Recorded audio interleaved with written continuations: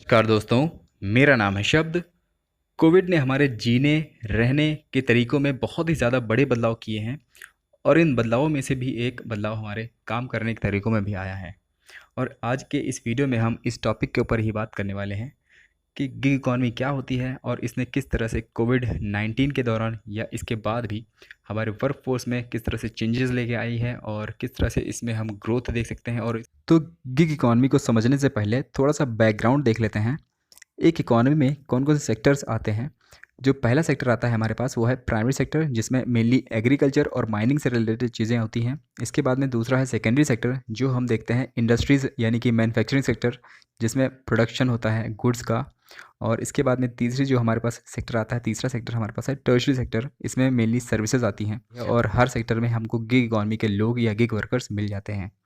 तो इसके बाद में हम एक थोड़ा-सा और क्लासिफिकेशन है, जिसमें आते हैं आपकी इनफॉर्मल और फॉर्मल सेक्टर्स।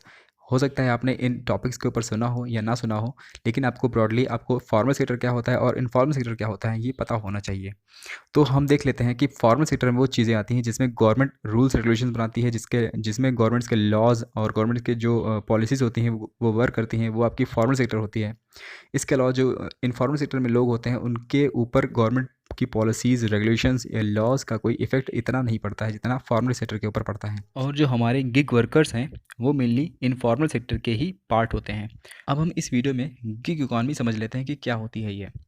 गिग इकॉनमी को समझने से पहले आप गिग समझिए क्या होता है। गिग्स, GIGS का मतलब होता है कि छोटे-छोटे टास्क यानी कि छोटे-छोटे वर्क। गिग वर्कर्स क्या होते हैं, जो फ्लेक्सिबल होते हैं, टेम्परेरी होते हैं और फ्रीलांसर्स होते हैं।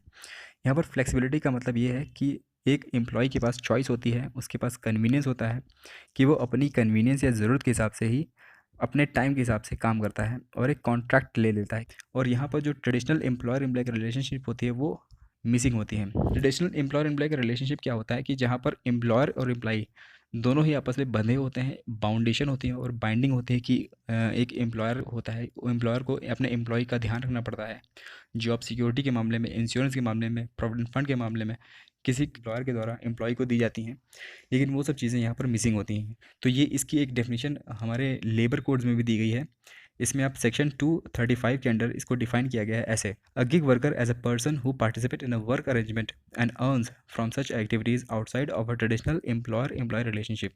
यहाँ पर भी इन्होंने जो वर्ड लिया है, जिसको एम्फोसिस किया है इस पर, वो है ट्रेडिशनल एम्प्लॉयर एम्प्लॉय का रिलेशनशिप नहीं होता है, यहाँ पर आउटसाइड होते हैं इसमें। तो उम्मीद करता हूँ आपको गिग इकॉनमी क्या होती है, गिग वर्कर्स क्या होते हैं, समझ में आ गया होगा। इसके बाद में हम बात करते हैं कि एक गिग इकॉनमी को हम कितने भागों में डिवाइड कर सकते हैं या कितनी तरह की गिग इकॉनमीज़ होती हैं। गिग्स को हम मेनली 3 भागों में बाँट सकते हैं। हम यहाँ पर देख रहे हैं कि gig is the future of work, यानी कि फ्यूचर में जो वर्क किए जाएँगे, वर्क अरेंजमेंट होंगे, उनमें ज़्यादातर हिस्सा गिग इकॉनमी का होगा। गिग इकॉनमी को हम ब्रॉडली 3 भागों में बाँटते हैं। पहली है आपकी डिजिटल गिग, दूसरा है फिज़िकल गिग, तीसरा है आपका कॉम्स गिग। तो पहला है आपका डिजिटल गिग। डिजिटल गिग में ऑनलाइन लेबर्स, फ्रीलांसर्स, वर्कर्स आते हैं, जो ऑनलाइन प्लेटफॉर्म पर काम करते हैं, जिनमें मेनली फ्रीलांसर्स होते हैं, वेब डिज़ाइनर्स होते हैं, ऑनलाइन वर्क फ्रॉम होम करने वाले लोग होते हैं। यानी कि सब कुछ यहाँ पर डिजिटली होता है। एंड डिजिटल के युग में 4G 5G के एरा में हम जी रहे हैं और ये बहुत ही ज़्यादा प्रोमिनेंट आपका वर्क हो गई है, प्रोमिनेंट जॉब हो गई है। और पैंडेमिक के बाद हमने देखा है कि ये वर्क जो है बहुत ही ज़्यादा रिस्पेक्टेड बन गए हैं। और इसके बाद दूसरा जो है, इसको हम कैटेगरी में बांटते हैं, वो है फिजिकल गिग। फिजिकल गिग में वो लोग आते हैं जो कॉन्ट्रेक्चुअल बेसिस पे काम करते हैं फिजिकली, जैसे कि सिंगर्स हो गए और डिलीवरी बॉयज़ हो गए और ड्राइवर्स हो गए, जो ओला उबर के ड्राइवर्स होते हैं। और इसके अलावा डिलीवरी बॉयज़ होते हैं, ज़ोमैटो फूड डिलीवरी बॉयज़ और आपके अमेज़न फ्लिपकार्ट में जो काम करने वाले लोग हैं, जिनका मेन मोटिव यही होता है कि वो कॉन्ट्रैक्चुअल होते हैं और एक कॉन्ट्रैक्ट के बेसिस पे काम करते हैं। वहाँ पर उनकी जॉब सिक्योरिटी नहीं होती है, परमानेंट जॉब नहीं होती है, फ्लेक्सिबिलिटी होती है उनके वर्क में। वो अपने कन्वीनियंस और जॉब के मोटिव के हिसाब से, अपनी ज़रूरतों के हिसाब से ही काम करते हैं। तो यहाँ पर ये चीज़ें आती हैं। इनिशियली आप इसका एग्जांपल समझ सकते हैं कि जो सिंगर्स थे, जैसे कि जो सिंगर्स कॉन्सर्ट में जाते हैं, वो एक कॉन्सर्ट का ही एक पैसा चार्ज करते हैं और उस कॉन्सर्ट के ख़त्म होने पर उनका वो काम भी ख़त्म हो जाता था। तो ये फ्रीलांसर का ही, यानी कि एक गिग इकॉनमी का ही पार्ट था। तो इसको इस एग्जांपल से आप ज़्यादा समझ सकते हैं। तो जो तीसरा हमारे पास जो है, वो है प्लेटफॉर्म्स गिग। यानी कि यहाँ पर दोनों के मिला-जुला जो रूप है, यानी कि इसको हम हाइब्रिड बोल सकते हैं। यहाँ पर कई सारे प्लेटफॉर्म पर काम करने वाले लोग होते हैं, जैसे ऑनलाइन भी कर कर लेते हैं और ऑफलाइन भी वर्क कर लेते हैं। वो इन इस कैटेगरी में आते हैं।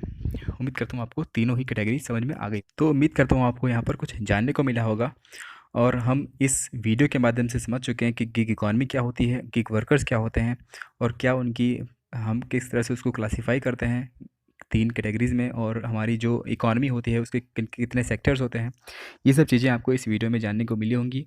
इसके अलावा हम बात कर लेते हैं कि कोविड-19 पैंडेमिक के दौरान जो गिग इकॉनमी है वो किस तरह से हार्म हुई है, किस तरह से इसको इम्पैक्ट पहुंचा है। तो यहाँ पर आप देख रहे हैं कि जो गिग इकॉनमी के लोग होते हैं, गिग वर्कर्स होते हैं, वो मेनली इन्फॉर्मल सेक्टर के लोग होते हैं, जहाँ पर गवर्नमेंट के रूल्स रेगुलेशंस का इतना ज़्यादा इम्पैक्ट नहीं था। यानी कि जो गवर्नमेंट रूल्स बनाती है वो मेनली फॉर्मल सेक्टर के लिए बनाती है, और इन्फॉर्मल सेक्टर को बहुत सारी चीज़ें इसमें देखनी पड़ती हैं, झेलनी पड़ती हैं। तो इसलिए हम बात कह रहे हैं कि इंडियन की economy needs affirmative policy push, यानी कि एक पॉजिटिव पॉलिसी चाहिए गिग इकॉनमी को, और यहाँ पर उसके लिए पॉलिसी पुश चाहिए जिससे कि वो क्रिटिकल टाइम फ्रेम में अच्छे तरीके से उनको जॉब सिक्योरिटी मिल सके, और यहाँ पर उनका दोहन ना हो, उनको बहुत ज़्यादा दबाया ना जाए। जैसा कि हम जानते हैं कि फॉरेन सेक्टर में नौकरियों की संख्या सीमित है, लिमिटेड है। वहाँ पर गवर्नमेंट चाहे भी तो उतने ज़्यादा लोगों को नौकरी नहीं दे सकती जितनी हमारी जनसंख्या है। उसके प्रोपोर्शन में अगर देखिए तो फॉर्मल सेक्टर ज़्यादा से ज़्यादा नौकरियाँ नहीं दे सकता है।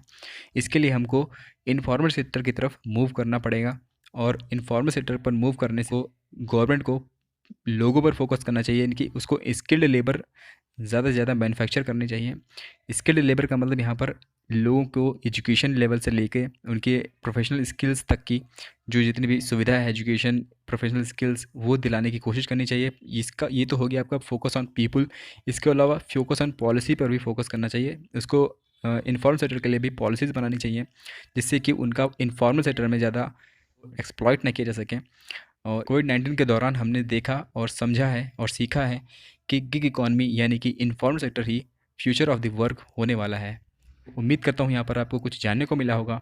अगर ये वीडियो आपको समझ में आई हो और अच्छी लगी हो, कुछ आपको जानने को मिला हो इस वीडियो में, तो प्लीज़ लाइक करिए, शेयर करिए और सब्सक्राइब करिए मेरे चैनल को। Thank you guys, God bless you all.